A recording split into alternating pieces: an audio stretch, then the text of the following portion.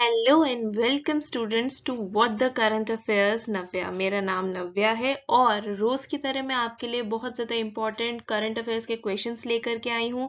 ये क्वेश्चंस मैं बहुत छाट वाट के लेकर के आती हूँ, मैं बहुत जो मुझे लगता है कि हाँ आपके एग्जाम में पूछे जा सकते हैं तो वही मैं लेकर के आती हूँ। और ये जो क्वेश्चन है आपके सारे एग्जाम्स के लिए बहुत ज़्यादा इंपॉर्टेंट है। आप किसी भी एग्जाम की प्रिपरेशन कर रहे हो ये क्वेश्चन आपके काम में आएंगे ही आएंगे, तो वीडियो को थॉरली एंड तक जरूर देखना और कोशिश यही करना कि वीडियो के दौरान ही आपको सारे क्वेश्चंस के आंसर्स अच्छे से याद हो जाएं।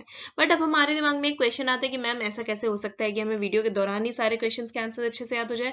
तो देखो, डिटेल्स तो आपको वीडियो के दौरान नहीं याद होंगी, वो तो आपको नोट डाउन करके रखनी पड़ेगी, स्क्रीनशॉट वगैरह लेके रखना पड़ेगा क्योंकि उसको याद करने में थोड़ा टाइम लगता है। बट हाँ, ये जो क्विज है ना, ये आप अगर खेलो मेरे साथ में तो इसके आंसर्स आपको बहुत ही इजिली याद हो जाएंगे। जब मैं क्वेश्चन बोलूं तो इसके ऑप्शंस देखो, वीडियो को करो पॉज और अपने जो आंसर है मुझे गेस करके कमेंट सेक्शन में बताओ। उसके बाद में वीडियो को रेज्यूम करो और जो मैं इसका आंसर बता रही हूँ उसको सुनो। इससे क्या होगा, क्विज खेलने में आपको मजा आएगा, वीडियो देखने में भी मजा आएगा और साथ ही साथ आपको सारे क्वेश्चंस के आंसर इजिली याद भी हो जाएंगे। तो चलो क्वेश्चन नंबर 1 से अब स्टार्ट करते हैं। कौन सी कंट्री ने इंडो पैसिफिक तकनीकी दूत की घोषणा करी? आंसर है यूके। इंडिया और यूके ने G20 फॉरेन मिनिस्टर्स मीटिंग के दौरान इंडिया ब्रिटेन एक्सचेंज स्कीम को स्टार्ट किया। British foreign secretary James Cleverly ने इंडो पैसिफिक रीजन में यूके का पहला तकनीकी दूत बनाने की घोषणा की, जिसकी प्रायोरिटी होगी कि इंडिया और यूके के संबंधों में और बढ़ावा दिया जा सके। उन्होंने इंडियन एक्सटर्नल अफेयर्स मिनिस्टर्स के साथ में यूके इंडिया 2030 रोड मैप के प्रोग्रेस के बारे में भी डिस्कशन किया। नाउ आई होप आपको डिटेल्स अच्छे से समझ में आ गई होंगी। चाहो तो स्क्रीनशॉट ले लो, चाहो तो नोट डाउन कर लो। Let's move ahead to the next question now. G20 foreign ministers meeting की होस्ट सिटी कौन सी है? आंसर है New Delhi. G20 foreign ministers meeting physical format में इंडिया की प्रेसिडेंसी के अंतर्गत न्यू दिल्ली में होगी। अभी तक की G20 प्रेसिडेंसी में जितनी भी मीटिंग्स हुई हैं फॉरेन मिनिस्टर्स की, ये उनमें से one of the largest gathering यानी कि लार्जेस्ट गैदरिंग्स में से एक है। 9 गेस्ट कंट्रीज जो होंगी इस मीटिंग में वो होंगी Bangladesh, Egypt, Mauritius, Netherlands, Nigeria, Oman, Singapore, Spain और UAE. Now let's move ahead to the next question.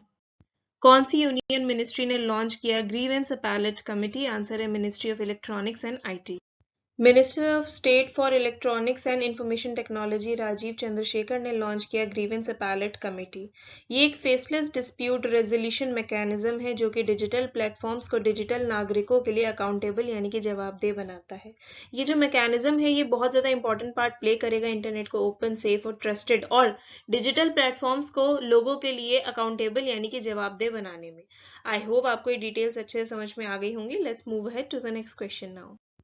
कौन सी बैंक ने सिटी ग्रुप का इंडिया कंज्यूमर बिजनेस का अधिग्रहण पूरा किया है? आंसर है एक्सिस बैंक।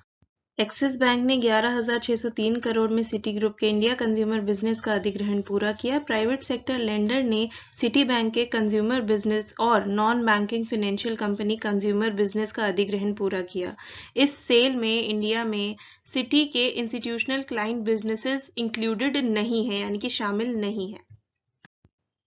कौन बने इंडिया के 81st chess grandmaster? Answer है सैतन दास। चलो डिटेल्स देख लेते हैं। सैतन दास इंडिया के 81st चेस ग्रैंड मास्टर बने। साथ ही साथ ये वेस्ट बंगाल से ऐसे 11th प्लेयर हैं जिन्होंने लाइव रेटिंग में 2500 का मार्क क्रॉस किया।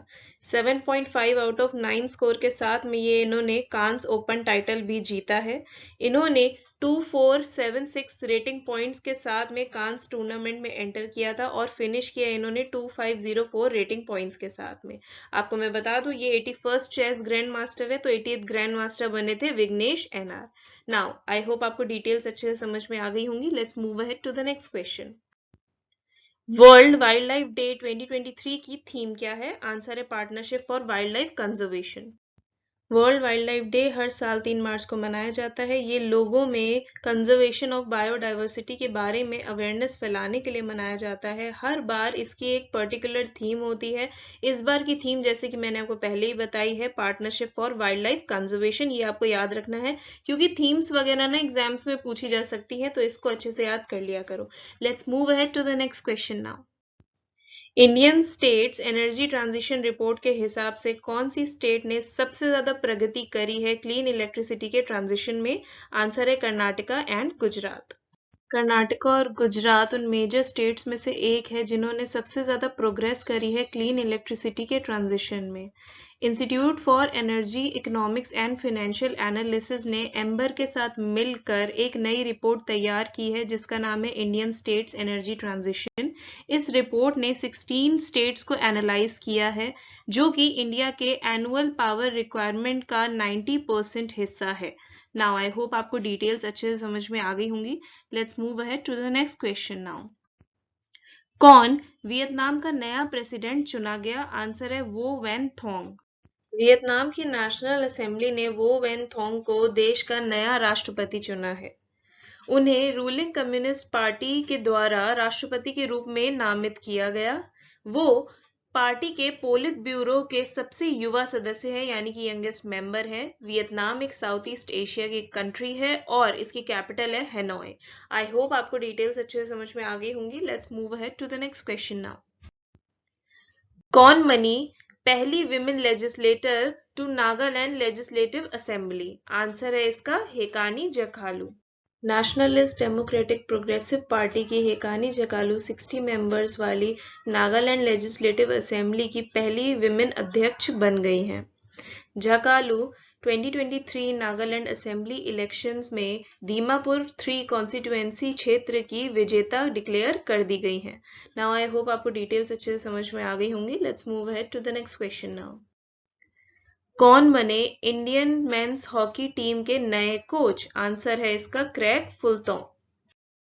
हॉकी वर्ल्ड कप के बाद इंडियन टीम के हेड कोच ग्राहम रेड ने अपनी पोस्ट से रिजाइन दे दिया जिसके बाद अब क्रेग फुलटॉन ने जो कि पूर्व South African international men's field hockey player हैं उन्होंने ये पोस्ट ज्वाइन की है।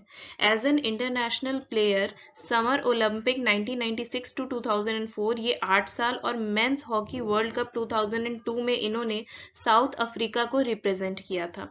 2004 में फुलटॉन और उनकी वाइफ पहले मैरिड कपल बने जिन्होंने साउथ अफ्रीकन टीम को रिप्रेजेंट किया सेम ओलंपिक गेम्स में। नाउ आई होप आपको ये वीडियो इन्फॉर्मेटिव लगा हो तो लाइक शेयर कमेंट सब्सक्राइब सब कर देना। सारी अच्छी चीजें आपने कर देनी है। Now this is me Navya signing of. उससे पहले अगर आपको टेलीग्राम का लिंक चाहिए जिसमें आपको ये सारे PDF चाहिए तो मुझे कमेंट सेक्शन में बता दो, मैं आपको इसका लिंक प्रोवाइड कराऊंगी। Now this is me Navya signing off. मिलती हूँ आपसे अपने नेक्स्ट वीडियो में। Till then what, till then bye bye, take care.